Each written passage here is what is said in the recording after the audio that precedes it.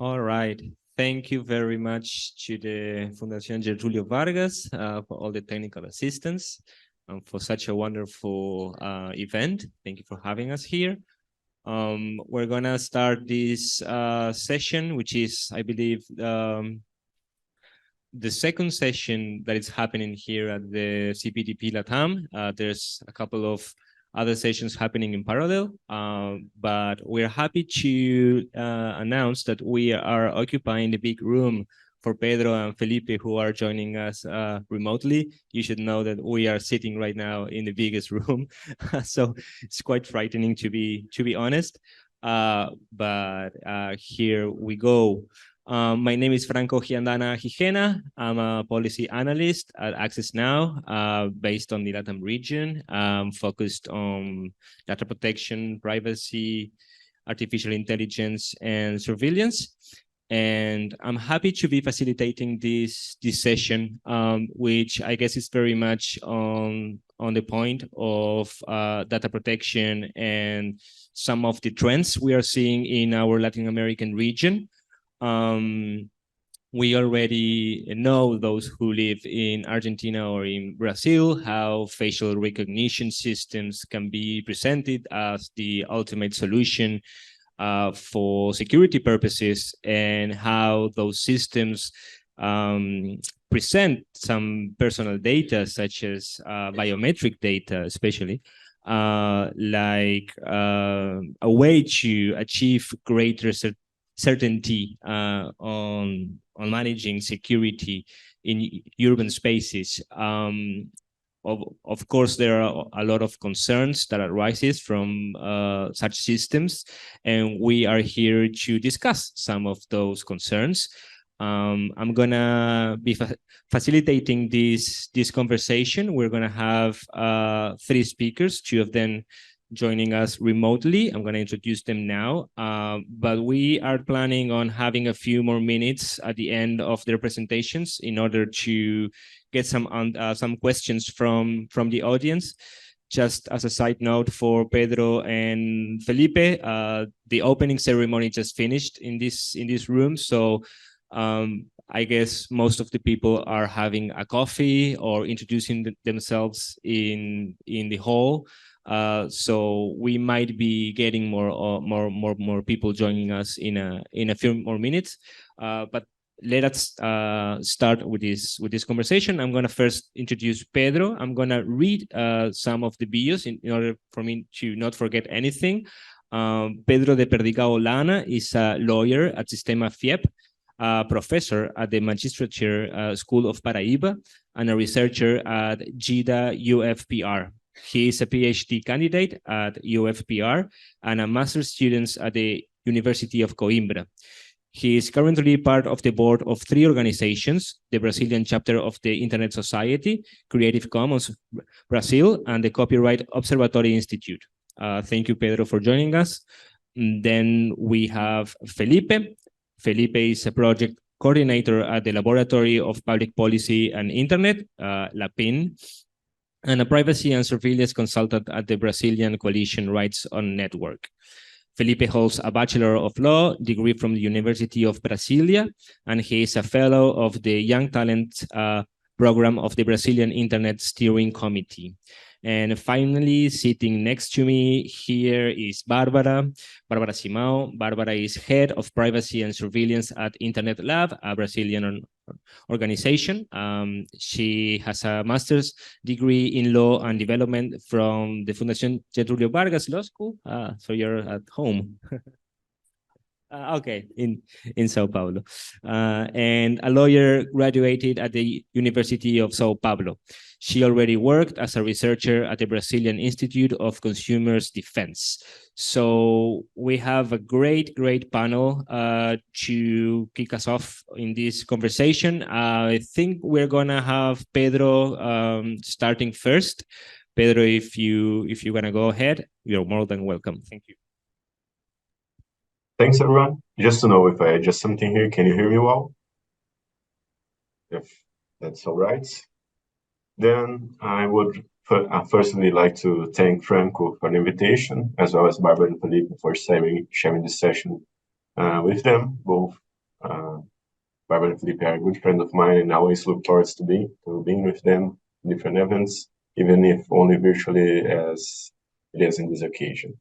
Pedro, sorry to interrupt you, but the technical office here, the technical booth here in the room, they are asking me to wait like for 2 minutes so they can record the session. Thank you very much for your comprehension. Just something, is the audio correct? The microphone. Is the volume of the microphone all right? Or should I maybe adjust something? I think you're fine. We just need to record the session. So can we go? Should I like do all the introduction again or no? No? Okay. Pedro, you can go ahead now. Thank you. So thanks once again. And my contribution, I think it will be a little bit short, focus on text or data mining, TDM, if I may. And TDM may be a little bit out of the highlights when we're talking about data protection specific debates, but is at the center of intellectual property studies and policy making. However, I believe that when we're talking about the discussion, this specific discussion about TDM, it should not just be restricted to intellectual property, generative AIs, etc., because it's fundamental for any AI application that is trained, including with personal data. So urban safety applications related to biometric data are especially important here, considering the sensitive nature of the data used and how they are in a momentum worldwide, especially among governments who are trying to implement this kind of tech all around the world, including Brazil in many cities, many states, even at federal level. So I think we can start the discussion with 3 concrete examples that provide us some background and are relevant by themselves to the merit of the arguments that I want to present. So the first one revolves around the copyright limitation listed in Article 42 of the Brazilian Bill 2338 of 2023. This bill proposes to regulate the use of AI in the country, and it was presented by the President of the Senate based on the text suggested by the Committee of Jurists who analyzed the previous, but much less detailed, view on the same subject. So the most important and interesting part to us in this bill is the third paragraph of Article 42, that specifically mentions that rules from the Brazilian data protection law are applicable to the text and data mining, in general. So although someone could point out that this is unnecessary, since there is nothing in our general data protection law which may lead to the interpretation that these norms are not applicable to TDM, this is actually notably good practice that does not seem to be always followed by other policy work. We don't see a similar statement, for example, in the Japanese law or the European Union law that talks about text and data mining exceptions on copyright. And why is that? Because this statement leads us to the second example. So the Intellectual Property Office of the United Kingdom explicitly mentioned when they concluded the consultation on AI and copyright back in mid-2022 that data protection was outside of the scope of the consultation, along with other things such as data ethics. And this seems to be a severe mistake. Even when we are talking only about copyright in a copyright institution, etc., an interdisciplinary discussion about the usage of personal data seems to be absolutely necessary. If you're talking about privacy by design or variation of the concept in tech development, why should we not, why it doesn't seem adequate to do the same in policy development, even in other areas? So if the public authority, for example, the Intellectual Property Office of the United Kingdom, does not trust that they have the knowledge or in its personnel to do this kind of analysis, it's always possible to ask for contributions and partner up with data protection authorities. We have seen that a lot in other intellectual property related organizations, that competition and trusts authorities, institutions, partnering up with data protection authorities during the last few years in a lot of examples. So thinking about data protection as a secondary issue when we are discussing text and data mining looks like an inevitable formula for disaster, which companies potentially taking advantage of this lack of explicit warnings, orientations, norms. And of course, I'm not saying that on an hypothetical level, and that leads us to the third example, which are the many recent actions against AI applications, mostly ChatGPT, including lawsuits and class actions in the US, that is related to this abusive usage of personal data in its training, the training of these AI applications. A good example of that is how Garanti, the Italian data protection authority, was even mocked in some commentaries, some news, because it supposedly banned ChatGPT due to data processing ambiguities. I say mocked because this was widely misreported, at least here in Brazil, by news and even researchers, as a ban that the Data Protection Authority of Italy made towards ChatGPT. And it was actually what Garanti really did was suspending the processing of Italian residents' data until OpenAI could demonstrate that ChatGPT was respecting the GDPR. And the response of OpenAI to that was it withdrawing their application from the country. This is obviously a gigantic red flag, and many people still to this day believe that this was an overreaction by Italian authorities. And this is exactly the point of making more explicit that exceptions to text and data mining do not apply and should not apply to when we're talking about personal data.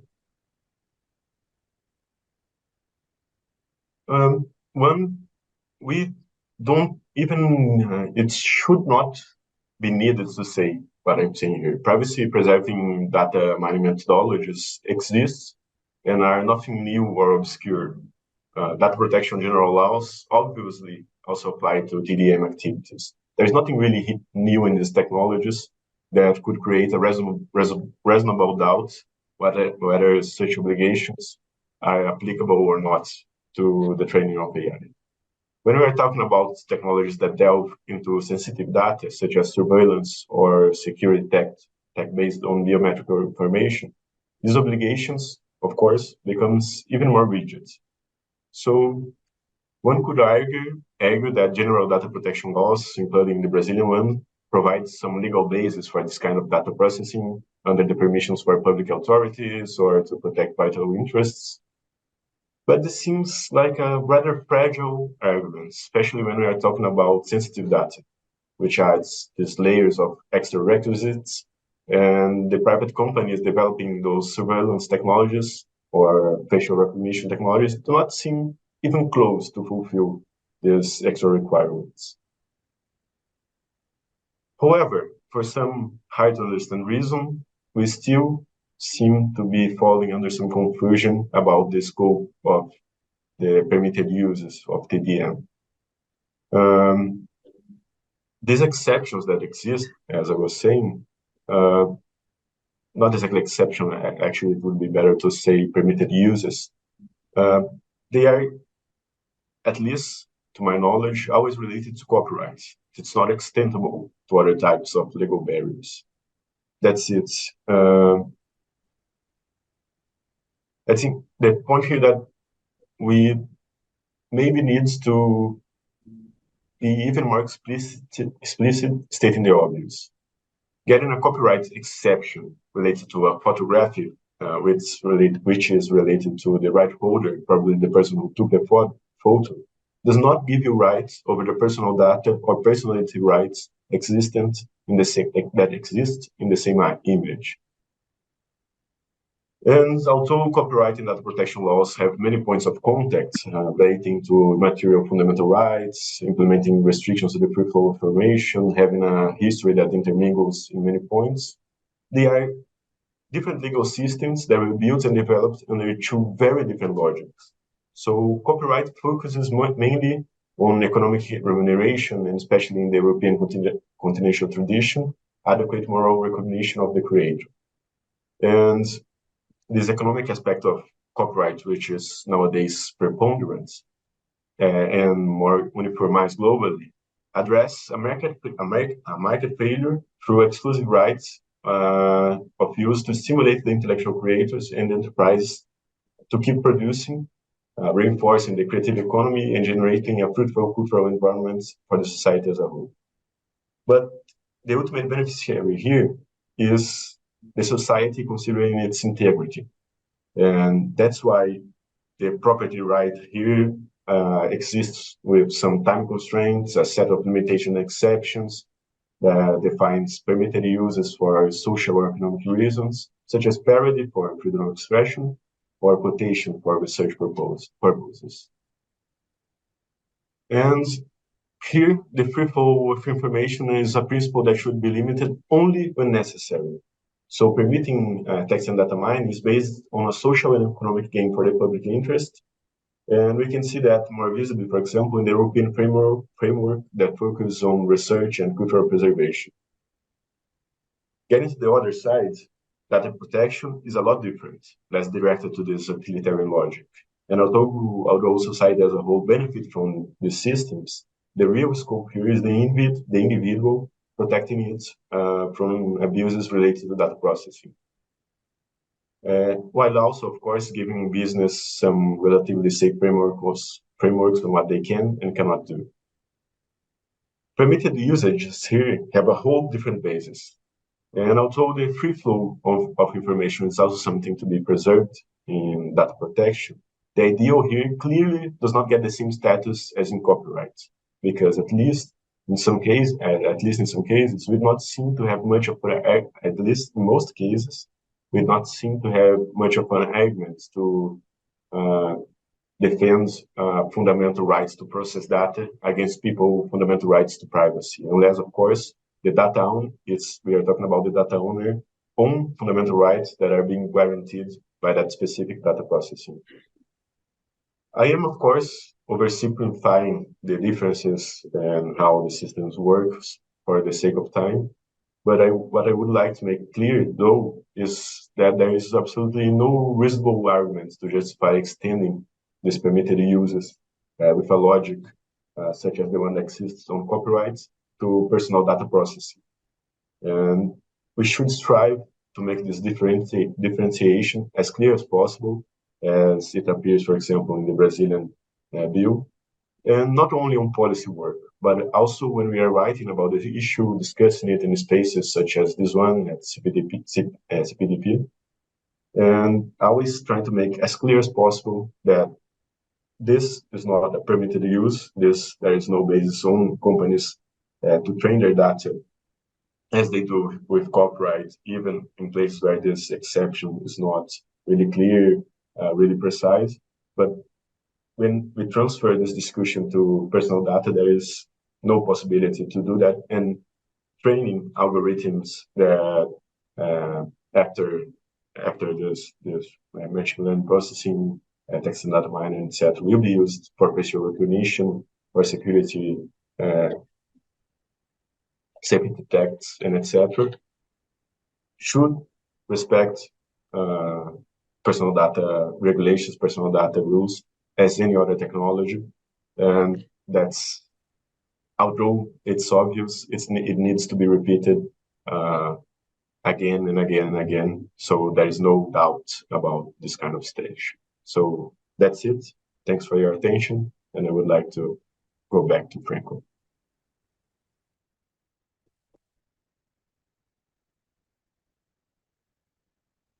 Thank you, Pedro. That was great insights. Barbara, do you want to go ahead? Yeah. Hello, everyone. Good morning. Actually, good afternoon right now. It's a pleasure to be here. And as presented by Franco, Barbara Simão, and I'm head of research for privacy and surveillance at Internet Lab, a Brazilian think tank based in São Paulo, and that studies the intersection between law and technology and regulation. And at first, I would like to begin saying it's a pleasure to be here and to thank Franco for the invitation to speak at this panel, and also the organization of the event, especially in the name of Luca Belli and Julia, who's been working on the logistics and panelists specifics.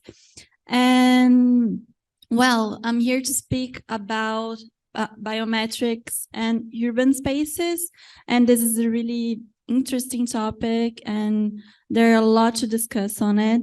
And I would like to begin with an anecdote of a friend of mine whose building started to use facial recognition systems to certify entrance for her building, and her boyfriend, a white male guy, was misidentified as another white male guy with beard and glasses. And this is the reason the building started to use facial recognition was security purposes. And well, it doesn't seem to be the most secure tool to use when a misidentification can happen so easily like this. And this security is the reason that many biometric technologies are being used also in municipalities in Brazil. And an internal lab, we did a research on smart cities for a couple of years ago, and we found that facial recognition, biometrics in general, are being used focusing on the access to public services, access to public apps, school management, public transportation, public security. And at the federal level also, tools like this are being used to grant access for websites that grant access to public services, such as gov.br. And speaking broadly, projects like these frequently involve either collecting new personal data from citizens, and also providing data that is already in the authority's possession to outside contractors. So there's an important data sharing related to projects of acquisition of use of ICTs, especially biometrics ICTs. And while technology adoption can drive municipal or federal development and sustainability, it can also pose risks to individual and collective fundamental rights. And most of these projects carry risks related to the use and handling of personal data. Some of the concerns we have related to acquisition and use of biometric technologies is the fact that, well, facial recognition can produce discriminatory outcomes due to its higher rates of misidentification for certain groups, such as Black and transgender people. It can lack accuracy for these sorts of groups. Risks also depend on the nature, purpose, and quantity of data collected, but they could also amplify social inequalities. When we think of, for example, a public service that demands a biometric data to for a right to be exercised. So the people who, for any issue she or he or they might have to access the services will be more vulnerable related to the use of the technology. So it can increase social inequalities when we think of the access for social security, for social protection programs, or for any public services that may use biometric technologies or technologies in general. So it's really important for us to uphold rights and the exercise of these rights for democracy, for citizen satisfaction, and also for the goal of the use of the technology, such as improving citizens' quality of life. And public officials, technology suppliers, operators of the technologies must ensure full compliance with national and international human rights standards, and this includes mitigating and repairing abuses and violations resulting from technological apparatus, acquisition, use, and management of these technologies. We saw that also, besides the mitigating risks, it's also important to increase transparency in the use of these systems and citizen participation in decision-making processes related to biometric technologies adoption. When we developed this research for the last couple of years, many municipalities didn't answer our FOIA requests or answer them in not a complete way, so we didn't have fully information of what data exactly was being collected, how it was being collected, and for whom it could be shared afterward. So we need to increase also transparency in the systems and in the contracts of use and acquisition of ICTs in the sense. And well, speaking of contracts, we also found that there's a lack of specific data use provisions in public services contracts between private entities and public entities, such as public transportation ticketing or security cameras. They often lack specific data use provisions, and this provides contracted companies with extensive access to data collected for public service provision, which may not always align with the legal basis of personal data protection laws. And such practices potentially violate data subjects' rights, and it can create dependencies on contracted companies for crucial data. So in addition to assessing the practical use of biometric technologies, it is also essential to examine the legal mechanisms through which states and municipalities can make such acquisitions. And the concern for data protection and inequality should be incorporated into the framework of these contracts. But beyond that, I would like to also mention that the use specifically for public security purposes need to be properly regulated. In Brazil, specifically, we still lack data protection provisions for criminal purposes because we have an exception at our general data protection law for criminal purposes and criminal prosecution.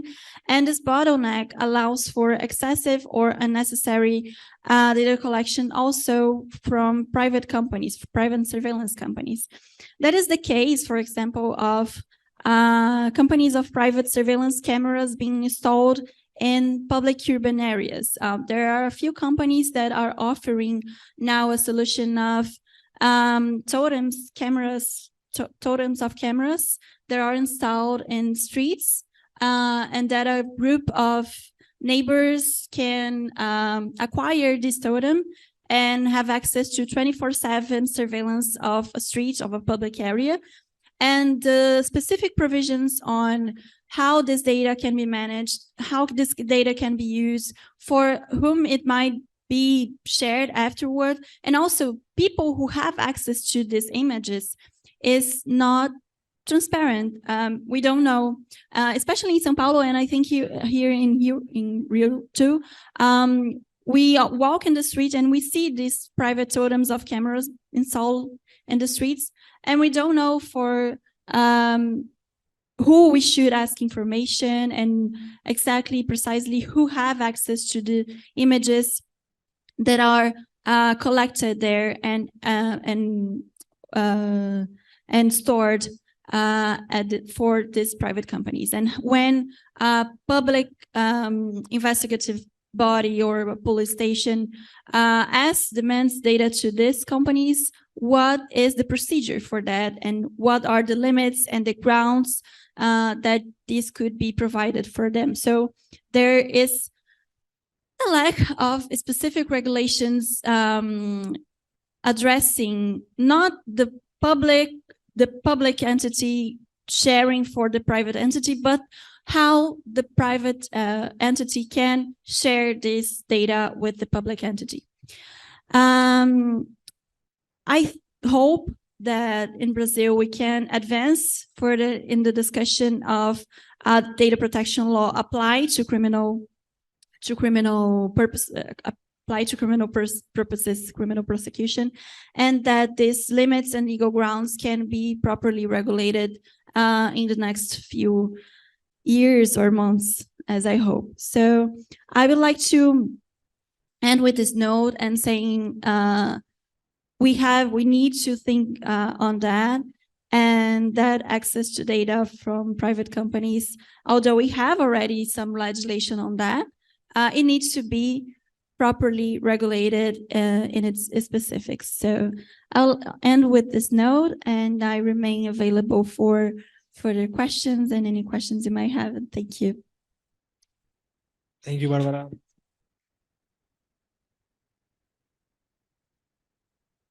Okay, wonderful. And we have Felipe now joining us remotely. Felipe, the floor is yours. Good afternoon, everyone. I hope you can hear me properly. As Franco mentioned, I'm a project coordinator at Latam, an acronym for the Laboratory of Public Policy and Internet, a non-profit think tank dedicated to digital policy issues. I want to express here my gratitude to Franco and Access Now for proposing this important discussion, and also to express that it's a pleasure for me to be sharing this panel with Barbara and Pedro. So to kick off this speech, I'd like to talk about this dialectic relationship between privacy and security that the panel proposes, and how the deployment of facial recognition technology for public security purpose can frame this discussion in Brazil, and in some extent, I think, in other Latin-American countries as well. Well, this discussion is of particular importance in Brazil because we've seen an increase in the deployment of those technologies in the past years in almost all Brazilian states, and its use is being infringing the fundamental rights of the population, specifically by worsening racism and other social inequalities. And to delve into this issue, I'd like first to talk about this relationship between security and privacy and how the debate is shaped in Brazil. And at the end, I'll briefly talk about two cases that Latam is paying closer attention. Being the first one, the Smart Sampa in the municipality of São Paulo, and the second one, the share of all biometric data from the National Driver's License database to the Federal Highway Police. Okay. Well, for this first part, I'd like to express or explore this relationship between privacy and security / public and private spaces. Because when we think, or when we look into the significance of public space through history, we find them to be an essential space or an essential stage for constructing collective identities and expression cultural values. They have this capacity of representing, for example, collective memories and social emancipation. So it's to say that in the street becomes this initial stage for political action and cultural intervention. So in the modern states, the discourse surrounding public space is shaped by the state's roles as the mediator to provide security and to maintain public order. And surveillance in this context, and here I'm talking about surveillance more broadly. First, I'll talk more specifically about surveillance, biometric surveillance, becomes the surveillance becomes this mechanism to monitor interactions between actors, individuals,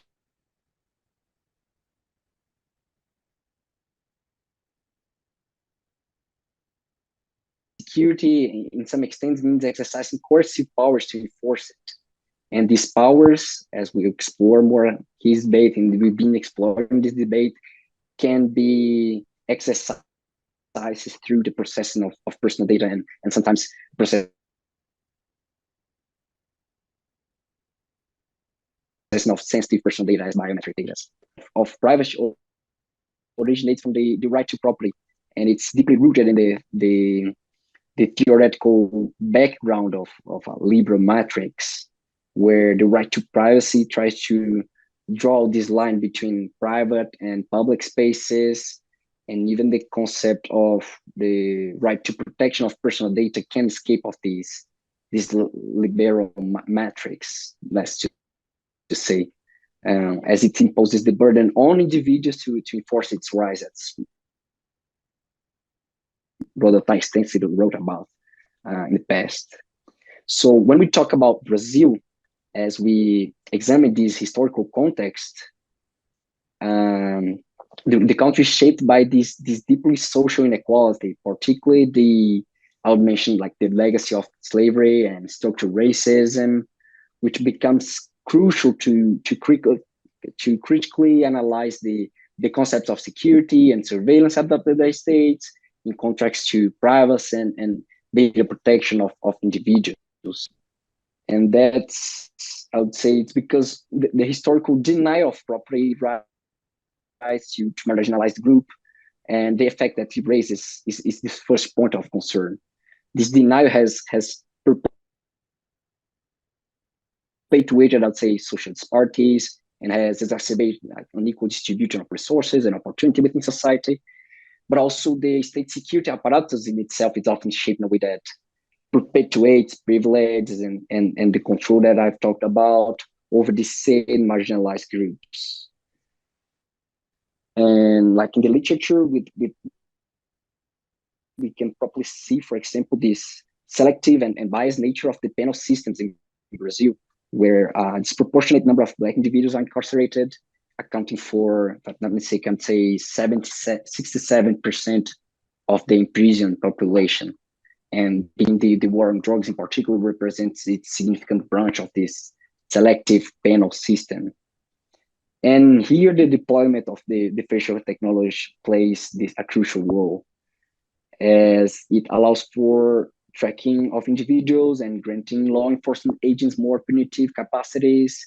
This technological surveillance may further exacerbate these structural inequalities. For instance, like a study conducted by the Center for Studies on Public Security and Citizenship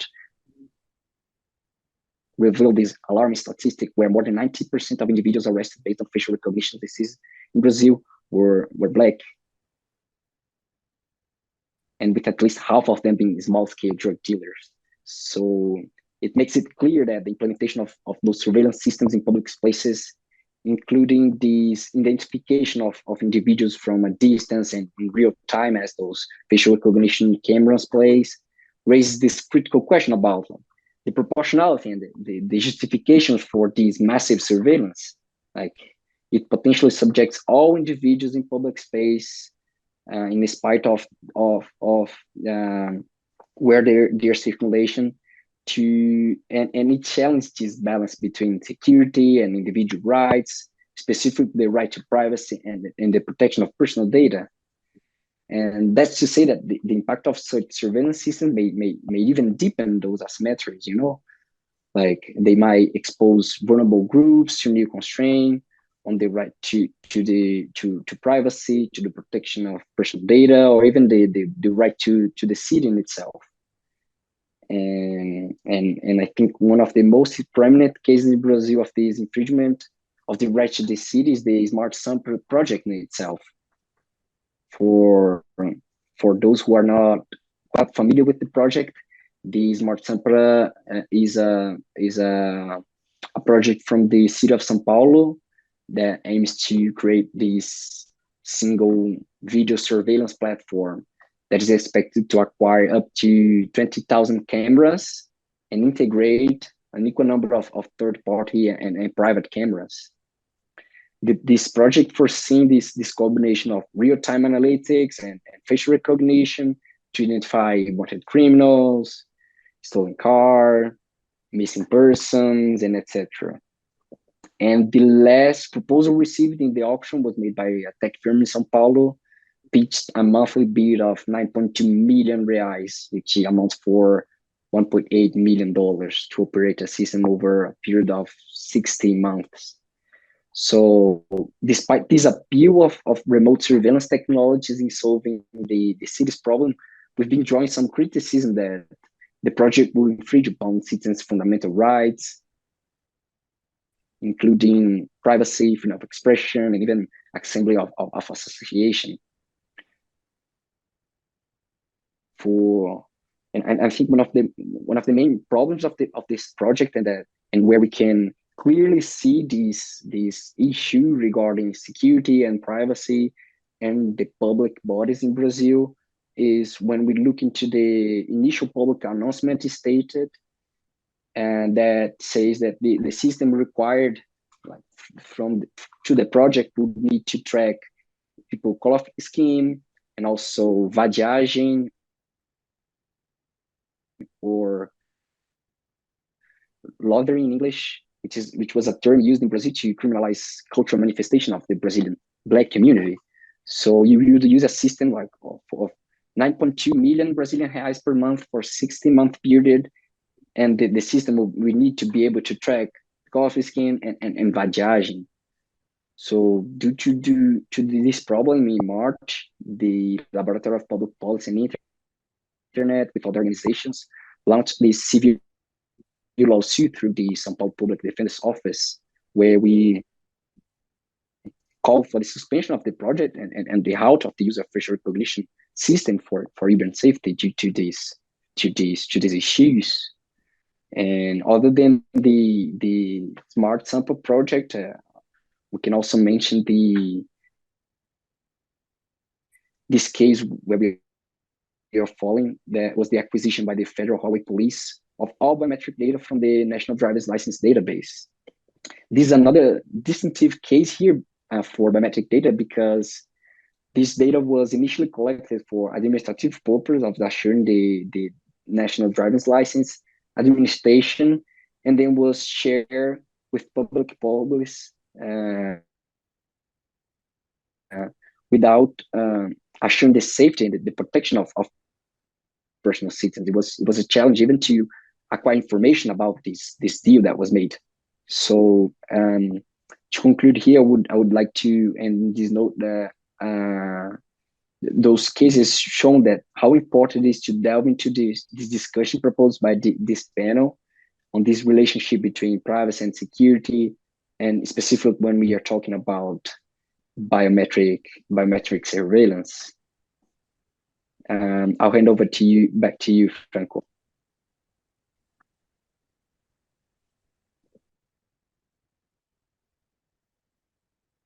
Obrigado, Felipe. That was great. And I agree with you. I think in these times it's very difficult to understand how complex it is to safeguard the right to privacy, especially in times of massive technological innovation.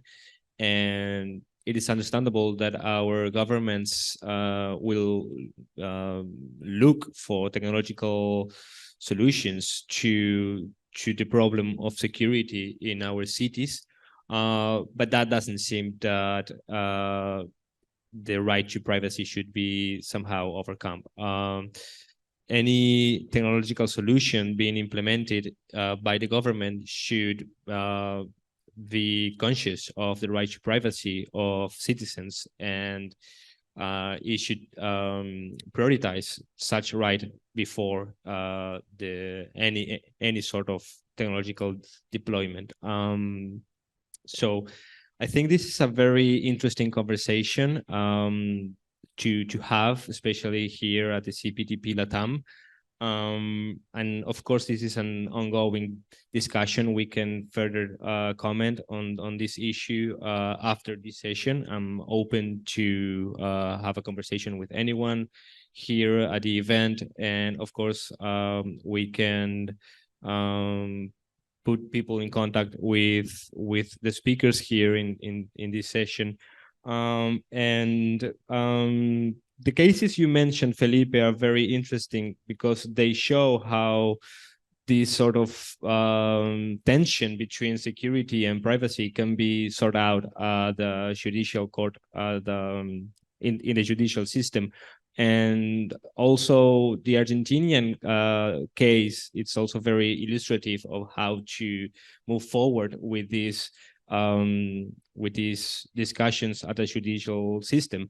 But it seems like the discussion is still, or the main question regarding which should prevail, security or privacy. It's still ongoing in our region. Recently, the municipality of Lima deployed a system with facial recognition capabilities. So this is very much on trend in our region. So we should keep an eye on everything that is happening across Latin America. I don't know if there's any questions from the audience. Yes, I do see one hand raised there. Do we have like a microphone? I can just one here, or you can have mine. Okay, wonderful. We still have like, I think 17 minutes left. Is that right? Yes. Okay, wonderful. Please. Hi, everybody. Thank you so much. First, just it's a pleasure to hear all of you.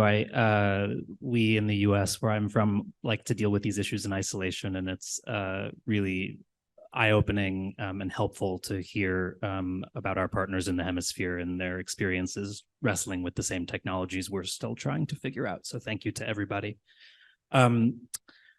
Couple questions about terms that I think aren't sufficiently defined yet in our public debate. We spend a lot of time talking about the right to privacy, and there's plenty of literature explaining why even that term we don't really have a good sense of. But I'm wondering if you can talk about the right to anonymity, what that means, in what contexts we ought to recognize it legally. In some nations, there is a legally recognized right to anonymity in certain spaces. Strangely, in the United States, you have the right to contribute money anonymously to political causes, but you don't have the right to be anonymous in a public space. So I'm just wondering if you could reflect a little bit on the evolving notion of a right to anonymity, its limits. And relatedly, I was so glad to hear you talk about the difficult line between public and private. Some of you may have read that in New York City, where I live, Madison Square Garden's owner, this is a huge arena in New York City, deployed facial recognition technology to prohibit his personal enemies, or the enemies of the company, from entering the arena. It's an interesting situation because in some sense, the arena is certainly private, it's privately owned, but an arena is also in a very real sense a public space. And you all mentioned certain examples that also fall on that line. And so I'm wondering also if you could talk about if you could talk about the changing line between public and private that we need to define in order to make this new generation of regulations meaningful. I know that was a lot, so either one of those two. Thank you very much. Barbara, do you want to take that question, or maybe? Start. Okay, wonderful. Well, I think the importance of the right to anonymity when considering that we live in a democracy is also the fact that people should have the freedom to express their political opinions or to manifest.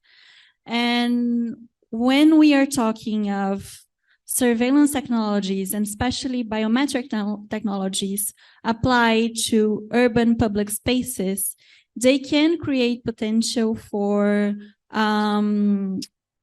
persecution of political adversaries or political manifestants, based on criteria such as the color of their t-shirts.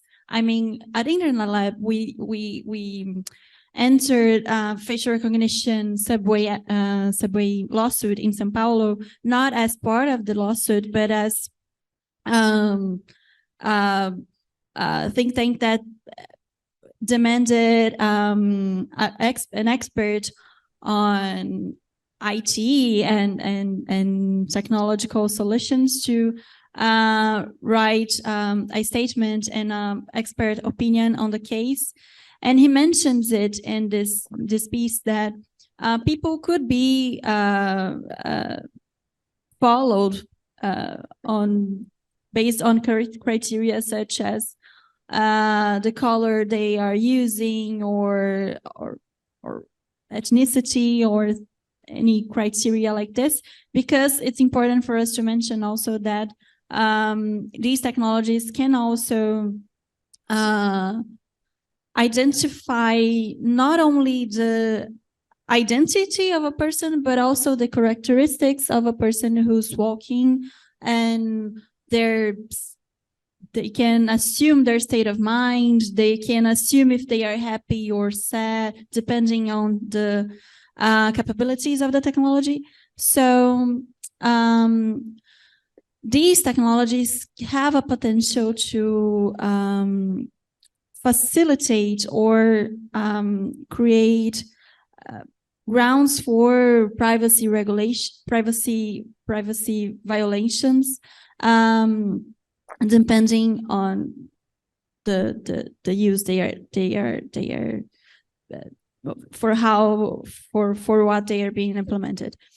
So I think this really states the need for us to think also of the right of a person to walk, to take the metro station anonymously. I don't know if that's the correct way to mention it, but to just be herself, himself, them, and their freedom, like exercising their freedom to walk and go wherever they might need to walk or go or manifest however they like to manifest.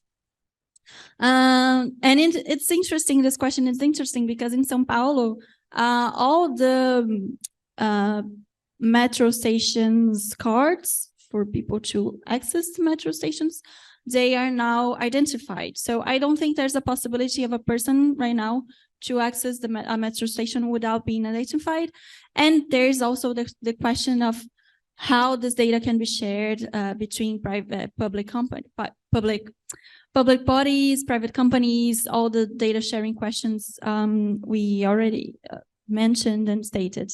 So there are meaningful questions for regulation and for thinking about the exercise of political and fundamental rights.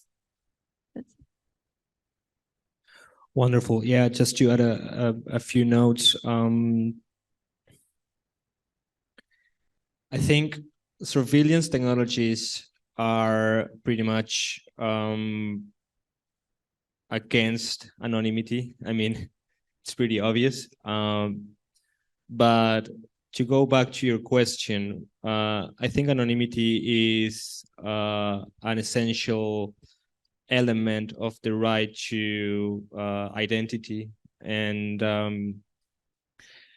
I think it's also very much embedded in our legal framework. If you take a look on, for example, how our voting system works, at least in most countries in Latin America, you identify yourself when you approach the voting table, no? But then the vote is anonymous.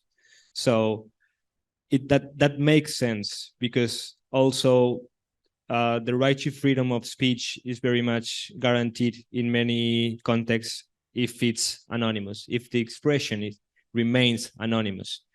You can also find in copyright law how authors can remain anonymous after they edit, they publish their work. So it's not like anonymity has been neglected to a secondary role in our legal framework. It's very much recognized, and it should be exercised by whoever at wherever situation he, she, or they wants. But still, surveillance is inherently against anonymity. So this is a tension that it's created by how surveillance technology works. And I do think it's a very good question on how we could advocate for the right to remain anonymous on urban spaces while such urban spaces are being heavily surveilled. For the time being, I don't have like a final answer, but I do think that's one core element of this discussion, and we should like raise a flag on how anonymity allows people to express themselves and to participate in culture, and how it's key in developing one's identity in both the physical realm and the digital realm, and how they both confuses themselves in a way that, you know, identity is already a very complex concept to address. So yeah, I think it's a great question. I hope I shared some thoughts that can help you thinking about this issue. Thank you very much for your question. Is there anybody who likes to answer, to ask a question to our panel? We do have like 4 minutes left, so should be like a quick question. If not, maybe let me finish. Sorry, oh, I didn't see you there. I'm truly sorry, my bad. Hi, thanks so much for the wonderful presentations. I had a question about the role of due process in the tension between security and privacy. It's something that, I mean, obviously is an important democratic right, but it's something that we don't talk a lot about when we're talking about this balance. So I was just curious if anybody had any thoughts on that. Thank you. Sorry, just to make sure I understood your question, do you mean what's our thoughts on the tension between privacy and security, or the right to due process? To due process. Yeah, I'm and sorry. how does that? Yeah. That's fine. How does it come into play in these conversations about the tension between security and privacy? Thank you. Okay, may I start with a few notes? That's a very interesting question. You know, in whenever a facial recognition system triggers a false positive, there's someone being arrested and detained under the presumption that he, she, or they is someone else. You know, there was a case in Argentina where a male was detained for 6 or 7 days under the presumption he was a prisoner that escaped, you know, and he, of course, he said, I'm not that person, I'm this person. He identified himself, but there was the need to like prove that identity within the judicial system. So that took 6 or 7 days. So I don't know if this answers your question directly, but I do think that due process is very, very important whenever facial recognition triggers a false positive in our region, because the trend is that any sort of proper identification can take like more than a week. So again, I think that the processes behind any sort of response that it's triggered by facial recognition system should be faster. But again, I'm against facial recognition system being deployed in urban spaces, of course. But that was the first thing I thought when you asked your question. The case of this person being in prison for 6 or 7 days under the presumption he was someone else. So yeah, I think it's a great topic to reflect more. I don't know if you would have a few thoughts on that.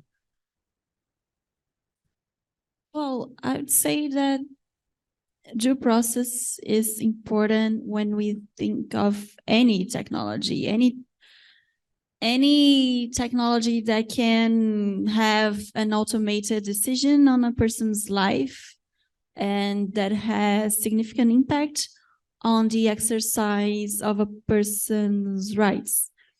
And I think this applies when we are talking of facial recognition technologies and biometric technologies, but also technologies in general, technologies that can have a decision on whether a person is can be beneficiary of public, a social protection program such as, I don't know, any program, social protection programs we might have, like Bolsa Família or the previous Auxílio Emergencial or Social Security grants.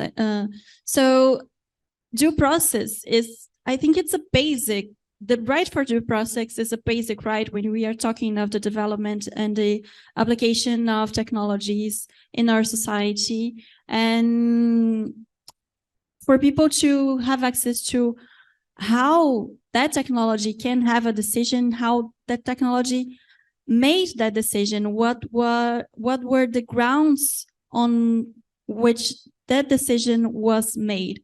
So if a person is misidentified in a public station, in a public metro station, she should have the information of, well, what was the data that made this possible? What can I do to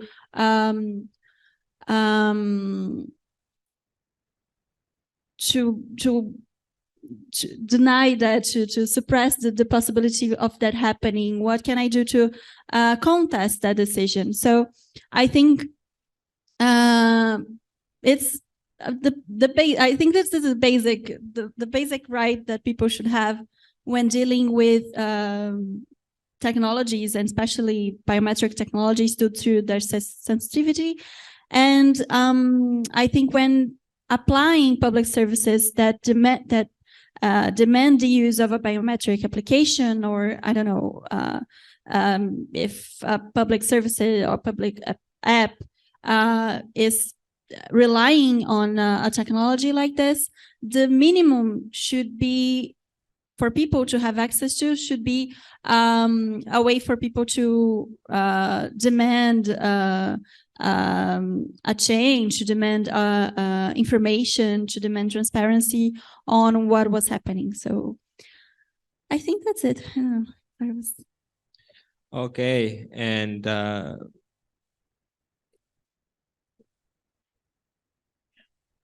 there was a hand. Oh, Felipe, do you want to go ahead? Yeah. If I may add just one comment on this question. I don't know if we have enough time. May I?